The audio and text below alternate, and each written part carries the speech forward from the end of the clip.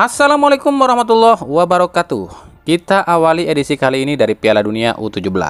Seperti kita tahu, drawing Piala Dunia U17 sudah dilakukan dan Indonesia ada di grup A bersama Ekuador, Panama, dan Maroko.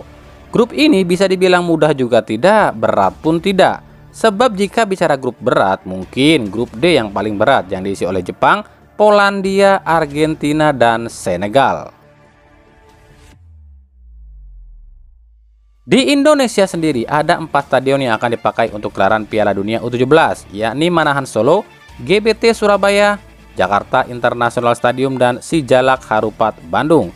Indonesia sendiri di grup A akan bermain di Gelora Bung Tomo Surabaya. Nah, berikut akan kami hadirkan di stadion mana sajakah grup-grup ini akan bertanding. Di grup A ada Indonesia, Ekuador, Maroko, dan Panama main di GBT Surabaya. Di grup B ada Spanyol, Kanada, Mali, dan Uzbekistan main di Manahan Solo. Di grup C ada Brazil, Iran, Kaledonia Baru, dan Inggris main di Stadion JIS. Di grup D ada Jepang, Polandia, Argentina, dan Senegal main di Sijalak Harupat. Di grup E ada Prancis, Burkina Faso, Korea Selatan, dan juga Amerika Serikat main di JIS. Dan di grup F ada Meksiko, Jerman, Venezuela, dan Selandia Baru main di Sijalak Harupat. Jadi ada 2 grup yang masing-masing main di satu stadion, yakni grup C dan E main di JIS dan grup D dan F main di SJH. Babak 16 besar akan digelar di 4 stadion, yakni JIS, GBT, Manahan, dan SJH. Perempat final main di JIS dan Manahan. Semifinal main di Manahan, perebutan tempat ketiga di Manahan, dan final pun di Manahan. Dan berikut jadwal lengkap Timnas U17 di ajang Piala Dunia U17. Jumat 10 November Indonesia versus Ekuador di GBT pukul 19. Senin 13 November Indonesia versus Panama di GBT pukul 19. Dan Kamis 16 November Maroko versus Indonesia di GBT pukul 19. Semuanya disiarkan di Indosiar. Untuk skor laga-laga lain nanti kita akan update lagi ya. Makanya stay tune terus di channel ini. Nah, tahukah kalian ada pemain Indonesia yang pernah berlaga di Piala Dunia? Yakni satu-satunya pemain timnas Indonesia yang pernah main di Piala Dunia adalah Jordi Amat, yakni di Piala Dunia U17 di Nigeria. Saat itu Jordi masih bergabung dengan timnas Spanyol U17.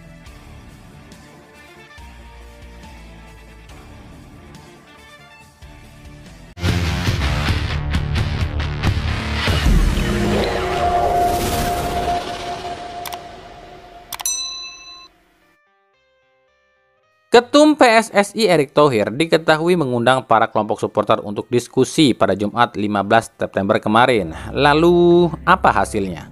Para kelompok supporter ini kebanyakan meminta agar larangan supporter away ini dicabut dan juga perbaikan keamanan dan panpel di setiap pertandingan. Sebab menurut para kelompok supporter ini selama ini larangan supporter away ini sangat menyengsarakan para kelompok supporter. Ditambah banyaknya oknum panpel nakal yang cuma ambil untung tapi seolah lepas tangan jika terjadi keributan. Ada hal unik lain nih, yakni yang diminta oleh perwakilan dari Viking Persib Club yang diwakili oleh Henry, yang meminta hal lain, yakni meminta PSSI menjembatani kisru antara manajemen Persib dengan Boboto. Sebab selama ini dua kubu ini selalu saling egois, tak ada yang mau mengalah. Lalu apa tanggapan Erick Thohir? Untuk masalah supporter away, Eto mengaku ini bisa saja diperbolehkan asal para kelompok supporter ini bisa mengontrol para anggotanya. Salah satu caranya adalah para kelompok supporter ini harus membuat kerobosan registrasi alias membuat situs resmi sendiri.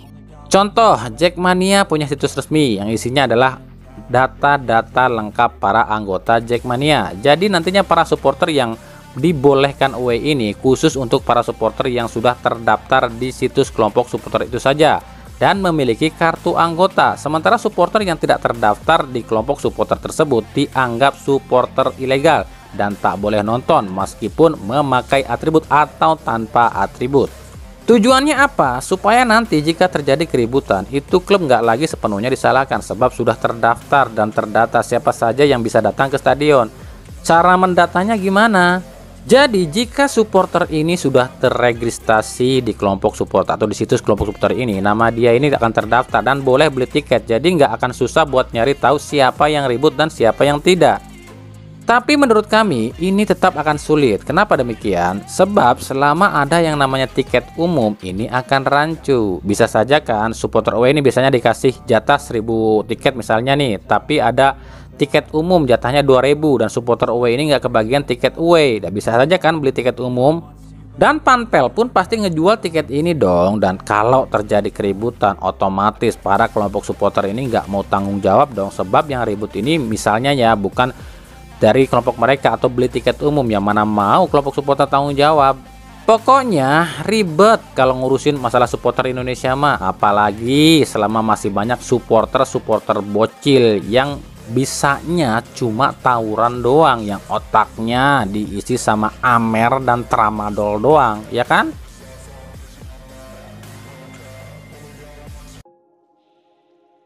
Kita beralih ke berita klub. Dari Persib Bandung, pelatih Boyan Hodak akhirnya menanggapi pertanyaan kenapa memilih Teja Pakualam sebagai kiper utama di laga lawan Persikabo. Padahal kita tahu sebenarnya Hodak ini sangat suka dengan Fitrul. Alasan Hodak adalah rotasi dan performa. Menurut Hodak, dia tak pernah memilih atau mengkhususkan pemain manapun yang harus tampil. Menurutnya siapapun yang paling siap dalam latihan dialah yang dipakai. Dan untuk Teja sendiri, Hodak mengaku sudah memantau 3 kiper dalam latihan dan ternyata Tejalah yang paling lapar. Menurut Hodak, Teja ini intens sekali latihan dan sangat bersemangat, dan terbukti di laga lawan Persikabo Teja tampil sangat fokus dan sangat cekatan. Dalam sepekan terakhir di latihan, Teja memperlihatkan rasa laparnya dan itu bagus dalam persaingan di dalam tim. Bisa dilihat tadi di pertandingan, Teja terlihat begitu lapar dan bermain dengan bagus. Ini yang diharapkan dari dia, ujar Boyan Hodak usai pertandingan. Sebelumnya, Boyan Hodak pernah mengatakan dirinya ini sering mendengar dari orang-orang sekitar yang mengatakan si Anu bagus, si Anu lebih bagus, dan si Anu kurang bagus. Tapi Hodak ini mengatakan dirinya bukan tipe pelatih yang mudah percaya pada orang dan dirinya lebih percaya pada apa yang dilihatnya. Dan untuk lawan-lawan yang akan dihadapi Persib, Hodak tak pernah melihat tim ini ada di atas maupun ada di bawah. Yang pasti menurut Hodak, haram baginya jika harus kalah di laga kandang.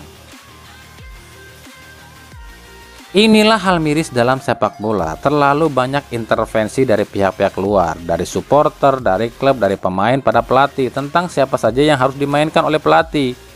Tapi perlu saya jelaskan, saya bukan tipe orang yang bisa diintervensi. Saya hanya melihat progres dalam latihan, dan saya pun tak pernah melihat lawan kita ini 3 teratas atau 3 terbawah. Siapapun yang kita lawan itu sama beratnya. Hanya bagi saya, jika main di home itu wajib hukumnya menang, ujar Boyan Hodak yang kami kutip dari Tribun Jabar. Nah, kita akan lihat apakah akan sekonsisten ini prinsip Boyan Hodak. Memang sih Hodak ini tuh nggak gampang terpengaruh dengan intervensi. Contoh aja kemarin di lawan Persikabo, supporter udah teriak-teriak minta Siro dimainkan, tapi Hodak baru mainkan Siro di 2 menit terakhir. Ya, masih belum ada solusi tampaknya bagi Persikabo UK. Dari Persija Jakarta, pelatih Thomas Doll mengaku pasrah dengan banyaknya pemain Persija yang dipanggil timnas untuk ajang ASEAN Games. Menurut Doll, ya sudahlah, percuma juga protes terus, tapi tak pernah ditanggapi secara baik, malah dimusuhi. Doll mengaku saat ini dia sudah mulai fokus mempersiapkan tim untuk putaran kedua. Sejumlah pemain kemungkinan akan dicoret oleh Thomas Doll dan sejumlah pemain sudah dipantau oleh Thomas Doll. Yang terbaru, Thomas Doll secara terang-terangan mengaku tertarik pada 2 punggawa timnas. Yang pertama adalah winger naturalisasi milik Borneo FC Stefano Lillipali. Doll mengatakan sangat tertarik dengan cara main Lillipali yang dianggap cepat, tajam, dan visioner. Yang kedua, Ramadan Sananta. Menurut Doll, inilah tipikal striker murni. Tak terlalu banyak bergerak, tapi pintar cari posisi dan mampu menempatkan dirinya di posisi yang selalu ideal.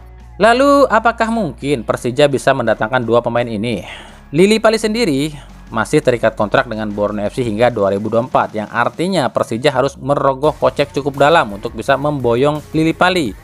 Harga Lili Pali sendiri saat ini 5,21 miliar rupiah. Ditambah klausul kontrak, bisa saja Borneo FC melepas Lili Pali dengan harga 7 miliar rupiah. Tapi mungkin saja Borneo FC akan melepas Lili Pali sebab Borneo FC kabarnya akan datangkan pemain timnas lain milik Sabah FC, yakni Sadil Ramdhani. Sadil sendiri menunjukkan ketertarikannya untuk membela Borneo FC dengan mengunggah postingan berkostum Borneo FC. Sementara bagi Ramadhan Sananta sendiri, ini yang paling sulit. Selain kontrak Sananta yang masih panjang hingga 2025, Persis Solo pun tak akan melepas striker andalannya. Apalagi Persis Solo pernah mengatakan jika Persis Solo cuma akan melepas Sananta ke klub luar negeri saja. Sejauh ini memang ada beberapa klub luar negeri yang kabarnya tertarik pada Ramadhan Sananta, seperti klub asal Liga 2 Spanyol, klub Burgos, yang kabarnya tertarik pada penyerang berusia 20 tahun ini. Dari Barito Putra, Komdis PSSI tengah menyelidiki insiden antara pemain Barito Putra Excel Runtuhaku dengan pemain PSM Makassar Akbar Tanjung. Terlihat di laga PSM kontra Barito, dua pemain ini terlibat insiden di mana Akbar Tanjung menyingkut Excel duluan dan dibalas oleh Excel dengan menyikut wajah Akbar hingga berdarah. Lucunya, wasit yang bertugas di laga ini, yakni wasit Abdul Aziz asal Ciamis, cuma memberikan kartu kuning pada Excel.